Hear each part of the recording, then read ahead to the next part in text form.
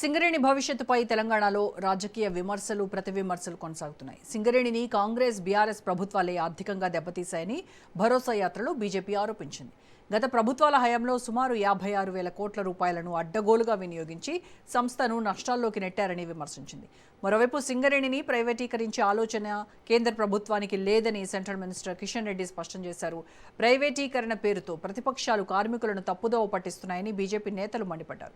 కార్మికుల సంక్షేమానికి కేంద్ర ప్రభుత్వం పూర్తిగా కట్టుబడి ఉంటుందని, కొత్త గనుల కేటాయింపుతో ఉపాధి అవకాశాలు మరింత పెరుగుతాయని పేర్కొన్నారు. ప్రధాని నరేంద్ర మోదీ నాయకత్వంలో సింగరేణికి మళ్లీ మంచి రోజులు వచ్చాయని, కేంద్రం తీసుకున్న చర్యల వల్ల మరో 50 ఏళ్ల పాటు సంస్థ భవిష్యత్తుకు ఎలాంటి ఢోకా లేదని బీజేపీ నేతలు ధీమా వ్యక్తం చేశారు.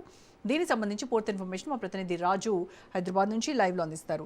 రాజు, సింగరేణిని ప్రైవేటీకరించే ఆలోచన ప్రభుత్వానికి, కేంద్ర ప్రభుత్వానికి లేదు, అలాంటి ఉద్దేశం లేదు అని కేంద్ర మంత్రి కిషన్ రెడ్డి చాలా క్లారిటీగా చెప్పారు. అయితే గతంలో ఈ బొగ్గు బ్లాకుల కేటాయింపు ఆ ప్రక్రియకు సంబంధించి కార్మికుల్లో ఉన్నటువంటి కొంత భయాందోళనలకు సంబంధించి ఏదైనా ఒక స్పష్టతనిచ్చేటువంటి అవకాశం ఉందా బీజేపీ? ప్రస్తుతం తెలంగాణ రాష్ట్ర వ్యాప్తంగా కూడా సింగరేణికి సంబంధించి ఒక హాట్ టాపిక్గా నడుస్తూ ఉంది, ఒక చర్చ అయితే నడుస్తూ ఉంది. ముఖ్యంగా ఇటు సంస్థకు సంబంధించి కార్మికుల్లో చాలా వరకు కూడా అపోహలు ఉన్నాయి. ఆ అపోహలన్నింటినీ కూడా నివృత్తి చేస్తాము, కేంద్ర ప్రభుత్వం తరపున కార్మికులకు అండగా ఉంటాము అనేటువంటి ఒక ఏకైక లక్ష్యంతో బీజేపీ ఈ యాత్రను చేపడతా ఉంది. సింగరేణి భరోసా యాత్ర పేరుతో 2 రోజుల పాటు ఈ యాత్ర కొనసాగిస్తూ ఉంది. ఈరోజు చివరి రోజు, మరి కాసేపట్లో యాత్ర ముగియబోతా ఉంది. దీనికి సంబంధించి తెలంగాణ బీజేపీ, ముఖ్యంగా కేంద్ర మంత్రి వర్గంలో కీలకంగా ఉన్నటువంటి గనుల శాఖ మంత్రి కిషన్ రెడ్డి దీనికి ఈ యాత్రకు ఆయన ప్రాతినిధ్యం వహిస్తూ ఉన్నారు. ప్రధానంగా ఇటు బీఆర్ఎస్ కానివ్వచ్చు, ఇటు కాంగ్రెస్ పార్టీ కానివ్వచ్చు, ఈ 2 పార్టీలు కూడా సింగరేణి కార్మికులను తప్పుదోవ పట్టిస్తున్నాయి. ప్రధానంగా తెలంగాణ ప్రజలకు కూడా అవాస్తవాలు చెప్తా ఉన్నారు. గతంలో మిగులు బడ్జెట్తో ఉన్నటువంటి సింగరేణి సంస్థ ప్రస్తుతం 56,000 కోట్ల పైచిలకు అప్పుల్లో కూరుకుపోయింది. దీనికి ప్రధాన కారణం అప్పటి బీఆర్ఎస్, ప్రస్తుత కాంగ్రెస్ పార్టీల ఈ వ్యవహార శైలే కారణం అని చెప్పి కూడా కిషన్ రెడ్డి తీవ్రంగా విమర్శలు చేసిన పరిస్థితి మనకు కనిపిస్తూ ఉంది. ప్రధానంగా ఇప్పటికే ఒకవైపు కేంద్ర ప్రభుత్వంపై, ముఖ్యంగా కేంద్రంలో ఉన్నటువంటి బీజేపీ ప్రభుత్వంపై విమర్శలు ఈ 2 పార్టీలు చేస్తూ ఉన్నాయని చెప్పేసి కూడా వాళ్ళు అంటూ ఉన్నారు. ఏదైతే సింగరేణిని ప్రైవేటు పరం చేయబోతా ఉన్నారు ప్రధాని నరేంద్ర మోడీ, దేశంలో ఉన్నటువంటి ప్రభుత్వ రంగ సంస్థలను ఒక్కొక్కటిగా కూడా ప్రైవేటు పరం చేస్తూ ఉన్నారు. అందులో భాగంగానే సింగరేణిని కూడా ప్రైవేటు పరం చేస్తూ ఉన్నారని చెప్పేసి కూడా ఏదైతే ఆరోపణలు, అసత్య ఆరోపణలు చేస్తూ ఉన్నారని చెప్పి కూడా బీజేపీ నాయకులు చెప్తా ఉన్నారు. సింగరేణిలో కేంద్ర ప్రభుత్వం వాటా కేవలం 49% మాత్రమే ఉంటుంది, రాష్ట్ర ప్రభుత్వం వాటా 51% ఉంటుంది. సో ఈ పరిస్థితుల్లో దీన్ని ప్రైవేటు పరం ఏ విధంగా చేస్తామో సో ఇక్కడి రాజకీయ పార్టీల నాయకులు చెప్పాలని చెప్పేసి కూడా బీజేపీ నాయకులు మాట్లాడుతూ ఉన్నారు.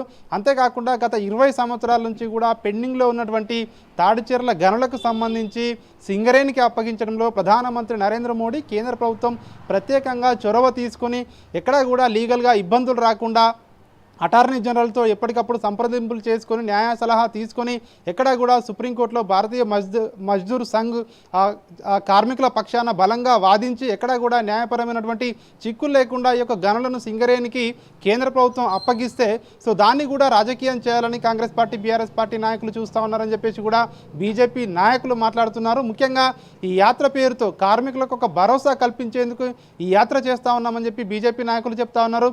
ఏదైతే ప్రైవేటు పరం చేస్తారని చెప్పేసి కూడా ఆరోపణలు చేస్తూ ఉన్నారో ఇందులో ఎట్లాంటి వాస్తవం లేదు అనేది ఒకటి.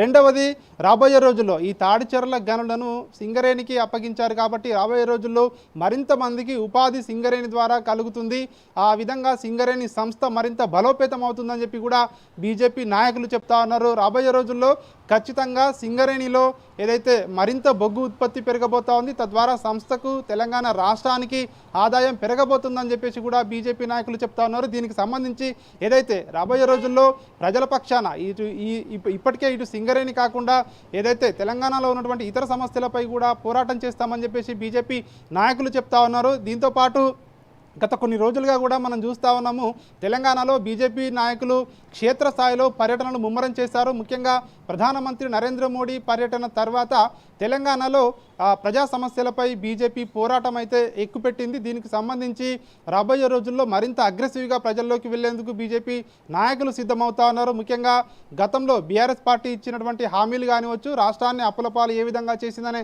అంశంతో పాటు ప్రస్తుతం కాంగ్రెస్ పార్టీ అమలు కాని హామీలను ఇచ్చి ఏ విధంగా ప్రజలకు ఆ అరచేతిలో ఆ వైకుంఠం చూపించిందనే ఏదైతే అంశాన్ని కూడా ప్రజల్లోకి బలంగా తీసుకువెళ్లేందుకు బీజేపీ నాయకులు సిద్ధమవుతా ఉన్నారు. ఇప్పటికే ఇటు విద్యార్థులకు భరోసా పేరుతో యాత్ర చేశారు, ఇటు రైతులకు భరోసా పేరుతో యాత్ర చేశారు. ప్రస్తుతం ఇప్పుడు సింగరేణికి సంబంధించి యాత్ర చేస్తూ ఉన్నారు. రాబోయే రోజుల్లో మరింతగా ప్రజాక్షేత్రంలోకి దూసుకువెళ్లేందుకు బీజేపీ నాయకులు అయితే సిద్ధమవుతా ఉన్నారు. ఏది రాజు అలాగే తాడిచెర్ల 2 కోల్ బ్లాక్ కేటాయింపు ద్వారా సింగరేణికి దాదాపుగా 1,50,000 కోట్ల టర్న్ ఓవర్ వస్తుందని చెప్పేసి చెప్తా ఉన్నారు. సో బీజేపీ అంటా ఉంది కదా, దీనికి సంబంధించి ఎన్ని ఉద్యోగాలు వస్తాయి, దీనిపైన కార్మికుల వాళ్ళ అభిప్రాయాలు ఎలా ఉన్నాయి?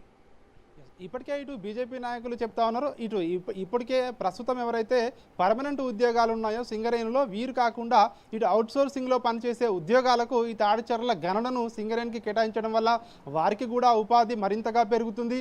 దీంతో పాటు కొత్తగా ఉపాధి కల్పన మరికొంతమందికి దాదాపు 5,000 నుంచి 10,000 మందికి కూడా ఉపాధి కల్పించే అవకాశం ఈ తాడిచెర్ల గణన ద్వారా వస్తుందని చెప్పేసి కూడా బీజేపీ నాయకులు అయితే చెప్తా ఉన్నారు. రాబోయే రోజుల్లో మరింత మందికి ఉపాధి పెరుగుతుంది, తద్వారా సంస్థ కూడా ఆర్థిక వృద్ధి చెందుతుంది.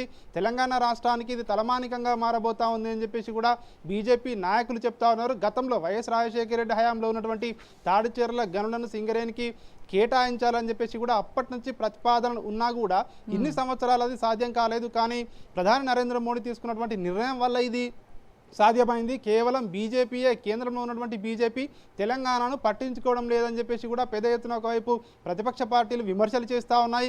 కానీ ప్రధాని నరేంద్ర మోడీ ఆధ్వర్యంలో ఉన్నటువంటి కేంద్ర ప్రభుత్వం తెలంగాణ అభివృద్ధికి కట్టుబడి ఉంది. అన్ని రంగాల్లో తెలంగాణకు అభివృద్ధి చేస్తూ ఉన్నాము. ప్రస్తుతం సింగరేణియా దీనికి నిదర్శనం అని చెప్పేసి కూడా ఈ తాడిచెర్ల బొగ్గు గనులను బీజేపీ నేతలైతే చూపిస్తున్నటువంటి పరిస్థితి కనిపిస్తూ ఉంది. ఇక రాబోయే రోజుల్లో తెలంగాణలో ఖచ్చితంగా ఇప్పటికే ఏదైతే కోల్ బెల్ట్ ఏరియాలో బీజేపీ నాయకులు ప్రచారం చేసినటువంటి ఈ సింగరేణి ప్రాంతం ఏదైతే ఉందో దాదాపు 20 అసెంబ్లీ సెగ్మెంట్లను ఇదంతా కూడా కవర్ చేస్తూ ఉంది. రాబోయే రోజుల్లో ఖచ్చితంగా బీజేపీ ఒక గేమ్ చేంజర్గా మారబోతా ఉంది అని చెప్పేసి కూడా బీజేపీ నాయకులు చెప్తా ఉన్నారు. రాబోయే రోజుల్లో బీజేపీ అధికారంలోకి రావడం పక్క, ఈ రెండు పార్టీలను తెలంగాణ ప్రజలు ఇక నమ్మే పరిస్థితిలో లేరు అని చెప్పేసి అయితే బీజేపీ నేతలు అయితే ధీమా అయితే వ్యక్తం చేస్తూ ఉంది. ప్రస్తుతం అయితే ఒకవైపు కాళేశ్వరం ఇష్యూతో పాటు ఇటు ఈ యొక్క సింగరేణి అంశానికి సంబంధించి బీజేపీ నేతలు పెద్ద ఎత్తున ఇటు బీఆర్ఎస్ పార్టీని ఇటు కాంగ్రెస్ పార్టీని అయితే విమర్శలు చేస్తున్నటువంటి పరిస్థితి అయితే మనకు కనిపిస్తూ ఉంది. Roja. Right, thank you Raju.